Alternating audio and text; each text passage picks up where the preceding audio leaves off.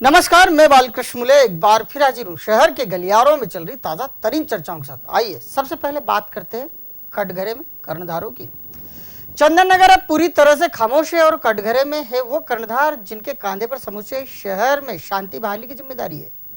भले ही कर्णधार बार बार ये कहे कि कहीं कोई चूक नहीं हुई, लेकिन बावजूद इसके जनप्रतिनिधि हो या आवाम, दोनों ही इन कर्णधारों को ही कटघरे में खड़ा करने से नहीं चूक रहे हैं।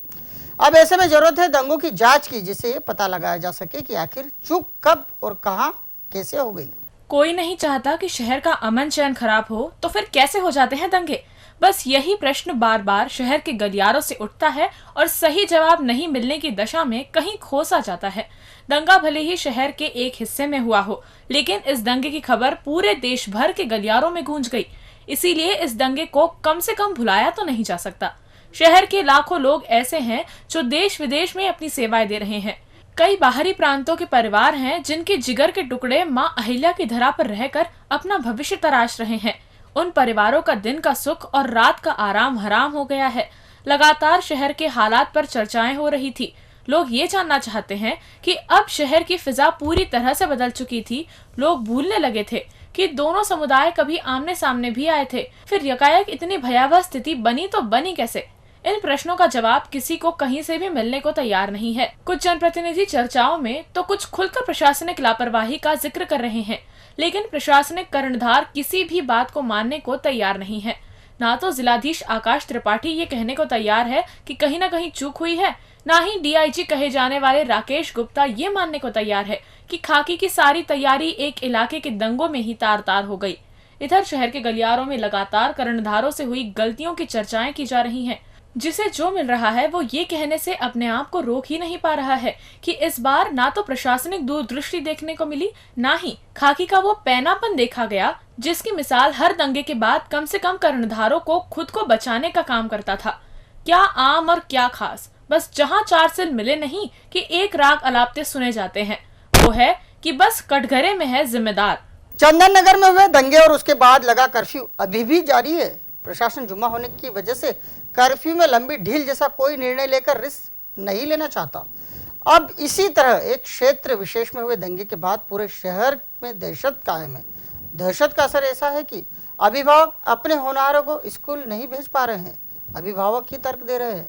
चंदन नगर में हुए दंगे के दौरान खराब माहौल में ही स्कूलों की छुट्टी कर दी गई। ये भी कोई कम बड़ी चूक नहीं थी। चंदन नगर इलाका दंगे की भेंट चढ़ चुका है। यहाँ के दंगे की आग पूरे शहर के बाशिंदों को मन ही मन झुलसा रही है। सभी के माथे पर चिंता की लकीर उमड़ पड़ी है। जहाँ कान लगाओ उधर से ही संभल कर रहने, खास तौर से बच्चों का ख्याल रखने की सीख घर का हर बड़ा अपने छोटों को दे रहा है। चंदन नगर यानी कर्फ्यू ग्रस्त क्षेत्र और उससे जुड़े इलाकों के स्कूल तो पहले से ही बंद है, लेकिन इन दंगों का असर उन इलाकों में भी देखा जा रहा है जहां के लोगों ने इस तरह के दंगे का कड़वा स्वाद ले रखा है। इन इलाकों में लोग समय रहते घर आ रहे हैं और आसपास की हर हरकत पर भी ध्यान रखा जा रहा है। सारे लोग एक दूसरे को संभल कर रहने की घुट्टी पिला रहे हैं, तो कुछ लोग एक समझदारी का परिचय देते हुए ये भी कह रहे हैं कि देखना, अभी बच्चों को स्कूल नहीं भेजना। पुराने संवेदनशील कहे जाने वाले क्षेत्रों के स्कूल तो खुले रहे हैं, लेकिन पूरी संख्या में बच्चे वहां पर आए ही नहीं। शहर के गलियारों में बच्चों को फिलहाल स्कूल नहीं भेजने के पीछे अभिभावक तर्क दे रहे हैं और बोल रहे हैं कि चंदन नगर में जिस वक्त दंगा हुआ उस वक्त सबसे ज्यादा फजीहत ही स्कूली बच्चों की हुई थी। कई बच्चों ने दंगाइयों का रौद्र रूप देखा तो वो आज तक सहमे हुए हैं। कईयों ने खाकी की शरण तक ली थी। कुछ बच्चे पूरे दिन भूखे प्यासे इधर उधर भटकते रहे। उनके कोमल हृदय पर क्या असर हुआ होगा? आखिर जब दंगा हो ही चुका था तो ये निर्णय लेना क्या उचित था? इधर दंगे के बीच ढेरों बच्चों को सड़कों पर लाकर खड़ा कर दिया गया। क्या इससे भी कर्णधार कोई चूक नहीं कहेंगे? लेकिन लोगों ने अब स्वविवेक से निर्णय लेना शुरू कर दिया है। इसी का असर रहा कि रक्षाबंधन की एक छुट्टी के बाद स्कूल तो खुले, लेकिन इसमें बच्चों की संख्या बेहद कम रही।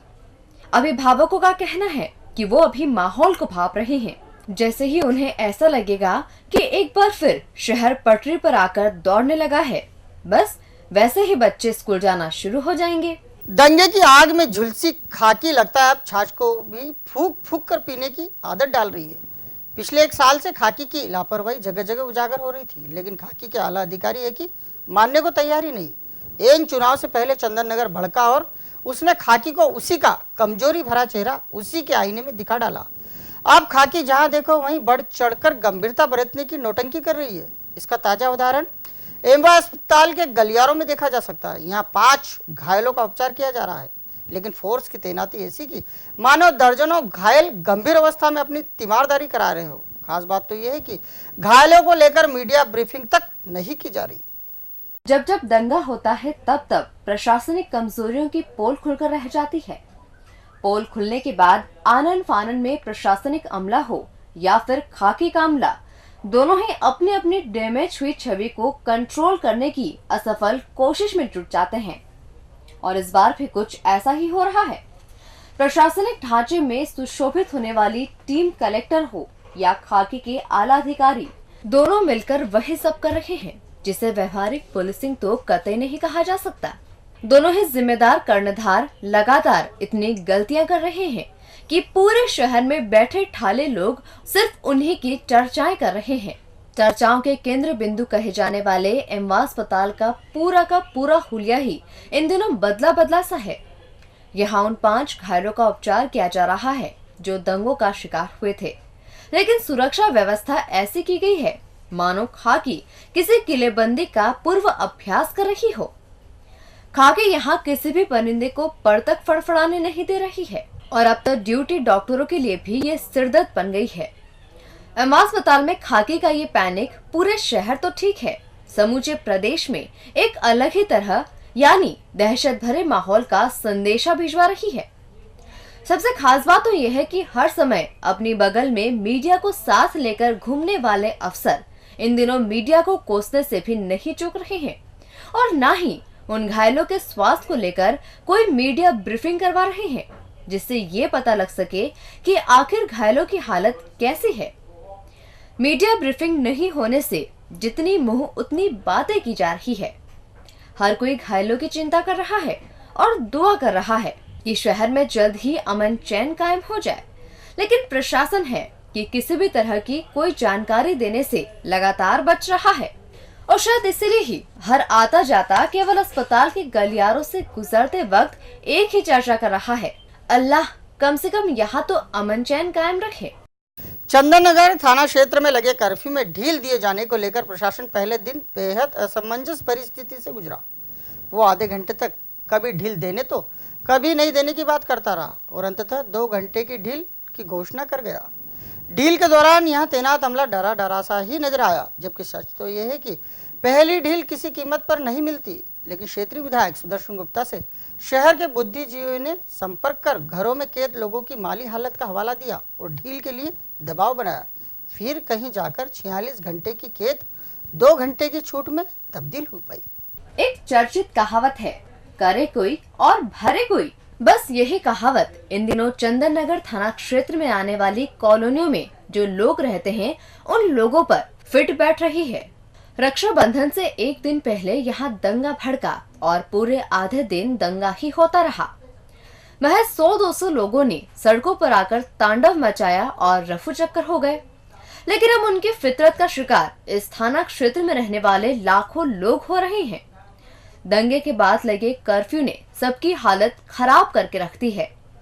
लोग अपने अपने घरों की खिड़की तक नहीं खोल पा रहे हैं और जब अब दंगे के तीसरे दिन कर्फ्यू में छूट देने की बात आई तो प्रशासन आधे घंटे तक यही तय नहीं कर पाया कि कर्फ्यू में ढील दी जाए या फिर नहीं। एक बार ढील देकर प्रशासन ने वापस ले ली और फिर भारी असमंजस भरे माहौल में ढील दोबारा दे दी गई। दरअसल इस ढील के पीछे भी एक कहानी है। प्रशासन किसी कीमत पर तीसरे दिन भी ढील के पक्ष में नहीं था, लेकिन शहर के बुद्धिजीवियों ने विधायक सुदर्शन गुप्ता के माध्यम से कुछ माहौल बनाया। तर्क दिए गए और कहा गया कि चंदन नगर एक गरीब इलाका है जहां सब तरह के लोग रहते हैं। लगातार 46 घंटों से वो अपने छोटे छोटे घरों में कैद हैं और अब उन्हें राहत नहीं दी गई तो इसके दुष्परिणाम भी सामने आ सकते हैं। बुद्धिजीवियों ने विधायक से यहाँ तक कह दिया कि लोगों को 2 दिनों के बाद भले ही 2-2 घंटे के लिए ही सही, लेकिन ढील तो मिलना ही चाहिए। बस यही बात लेकर विधायक पूरी रात सक्रिय रहे और सुबह फिर माहौल बनाने में जुट गए और अंततः परेशान लोगों को 46 घंटे की कैद के बाद 2 घंटे की छूट मिल सकी। वरना चंदन नगर का नाम आते ही प्रशासनिक गलियारों के कान ऐसे खड़े होते हैं कि सुनने वाला ठिठक कर रह जाता है। और अंत में बात करते हैं आजाद की बिटिया की। चंद्रशेखर आजाद की बेटी हूँ, हार नहीं मानूंगी। ये वाक्य जैसे ही डॉक्टर फातिमा के मुख से निकला वैसे ही मौजूद लोग समझ गए अभी लड़ाई अधूरी है। फातिमा को लगातार मिलते मीडिया कवरेज से घबराई शिवराज सरकार ने अपने संगठन के लोकल मुखिया के हाथों चिट्ठी भिजवाई और फातिमा का अनशन तुड़वा दिया। अब जिधर कान लगा उधर ही सरकार के कूटनीतिक पैतरे की चर्चाएं हो रही है और कहा जा रहा है मतलब फिर इंसाफ तो हुआ ही नहीं। प्रदेश के स्वास्थ्य राज्य मंत्री बाबा महेंद्र हार्डिया ने अपना 60वां जन्मदिवस अपनी 5 नंबरी विधानसभा में मना लिया। बाबा चाहते तो उनका ये जन्मदिवस पूरे प्रदेश भर के लिए यादगार बन सकता था, लेकिन वो एक बार फिर चूक गए। बाबा समर्थक यूं भी उन्हें 5 नंबर विधानसभा के मंत्री, वो भी सोशल साइट लिखती है और उन्होंने काम भी वैसा ही किया। बाबा का 60वां जन्मदिन था। सोची समझी रणनीति के तहत बाबा उसी अस्पताल पहुंचे जहां वो कोई भला नहीं कर पाए। वैसे विश्वास जताया जा रहा था कि बाबा डॉक्टर फातिमा के लिए प्रदेश सरकार की चिट्ठी लेकर पहुंचेंगे और प्रदेश के लाखों दृष्टिहीनों के हितों में अपनी सरकार का रुख स्पष्ट कर देंगे। लेकिन बाबा फिर 5 नंबरी गलियारों तक सिमट कर रह गए हैं। बाबा की सरकारी चिट्ठी बीजेपी के नगर अध्यक्ष शंकर लालवानी लेकर पहुंचे और कांग्रेस सांसद सज्जन सिंह वर्मा को कोसकर वो वहां से रवाना भी हो गए। उन्होंने कूटनीतिक पैतरों से भरी चिट्ठी को सार्वजनिक तौर से पढ़ा भी। चिट्ठी का मजमून सुन मौजूद लोग समझ गए अभी जीत की मंजिल कोसों दूर है। यहाँ सब राजनीति करते हैं। कुछ प्रत्यक्षदर्शी ये भी कहते सुने गए कि बाबा आज अपने 60वें जन्म दिवस पर एक बड़ा काम कर सकते थे। उनके मुख से कही बात का असर कुछ और ही होता, लेकिन वो ऐसा कर ही नहीं पाए। इधर डॉक्टर फातिमा ने फिर हुंकार भरी और कह दिया, आजाद की बेटी हूँ, हार नहीं मानूंगी। इतना सुन यहाँ मौजूद लोग समझ गए कि डॉक्टर फातिमा के साथ फिर से नेता राजनीति कर गए। फातिमा ने नेताओं से कुछ नहीं कहा, लेकिन संगी साथी और मीडिया को फिर से कह दिया, अभी ये अनशन समाप्त नहीं हुआ है, केवल स्थगित हुआ है और यदि 1 माह में न्याय नहीं मिला तो ये फिर से शुरू होगा, लेकिन फिर उन्हें उनकी मदद करनी होगी। अब फातिमा का रुख शहर के गलियारों में चर्चा का विषय बन गया है। कहा जा रहा है कि अभी उनका लिया निर्णय सही है। सरकार जिस तरह डाल चल रही है उससे मांग मनवाने के लिए डॉक्टर फातिमा को भी बात तो चलना ही होगा। आप समझ रहे हैं कि नहीं? डीजी न्यूज के खास कार्यक्रम गलियारों से को आप यूट्यूब पर भी देख सकते हैं। गलियारों से के आज के अंक में फिलहाल इतना ही। ताजा खबरों के लिए आप देखते रहिए डीजी न्यूज।